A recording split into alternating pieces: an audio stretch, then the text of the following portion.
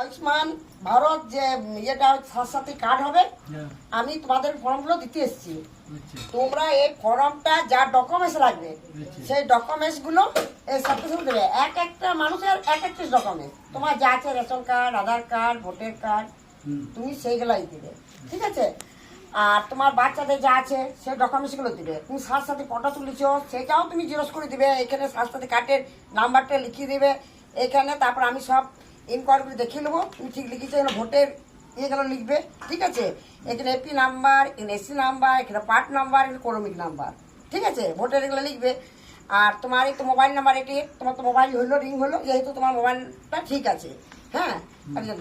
আর তোমার যে পরিবারে কি কি আয় আছে, পরিবারে বার্ষিক আয় 8 লক্ষর বেশি না কম, তুমি এখানে হ্যাঁ কিংবা না, তুমি এখানে সব হ্যাঁ না লিখে তুমি কিন্তু এখানে একটা তীর চিহ্ন দিয়ে এখানে সাইন করবে, ঠিক আছে?